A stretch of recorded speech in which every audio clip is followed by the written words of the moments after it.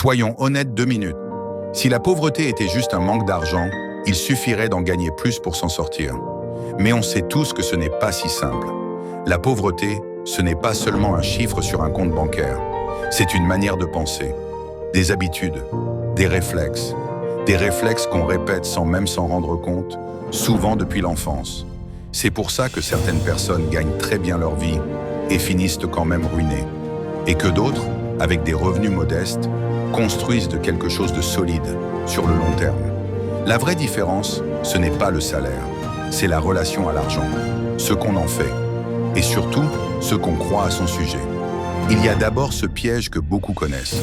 Dès que j'aurai plus d'argent, dès que j'aurai plus, je me ferai plaisir.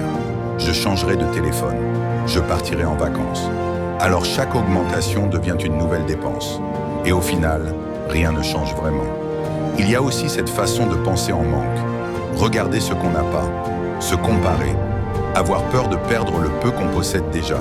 Cette peur pousse à de mauvaises décisions, souvent prises sous l'émotion, et parfois à l'endettement. Beaucoup confondent aussi sécurité et immobilisme. Rester dans une situation qui rassure, même si elle n'évolue jamais. Ne pas oser changer, ne pas apprendre autre chose, ne pas tenter un projet. Pendant ce temps, le coût de la vie augmente et le pouvoir d'achat diminue. Il y a le piège du plaisir immédiat. Acheter maintenant fait du bien tout de suite. Épargner ou investir demande de la patience. Notre cerveau aime la récompense rapide, surtout quand personne ne nous a appris à attendre. Un autre point clé, c'est le fait de ne jamais se payer en premier. On paye tout le monde avant soi. Le loyer, les factures, les sorties, et on se dit que s'il reste quelque chose, on verra plus tard. Mais ce plus tard n'arrive presque jamais. Il y a aussi toutes ces croyances profondément ancrées. L'idée que l'argent serait sale, que les riches sont forcément mauvais, que vouloir plus, ce serait mal vu. Sans s'en rendre compte, on se bloque soi-même. Et puis, il y a ce qu'on hérite sans l'avoir choisi.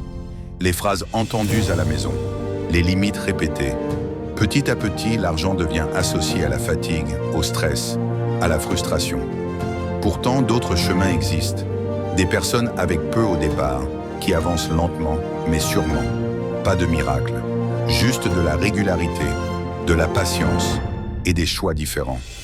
La vérité, c'est que l'argent ne suit pas les intentions, il suit les comportements. Changer sa situation financière commence presque toujours par changer sa manière de penser et d'agir. Arrêter de se définir par le manque. Accepter que les résultats prennent du temps. Voir l'argent comme un outil simple, neutre, au service de sa vie. Ce ne sont pas les grands gestes qui transforment une trajectoire. Ce sont les petites décisions, répétées pendant des années. Personne n'est condamné à rester pauvre, mais personne ne s'en sort sans changer quelque chose. Commencer petit est suffisant. Commencer imparfait est suffisant. Avec le temps, les choix s'additionnent. Et un jour, on regarde en arrière et on réalise que la vie a changé.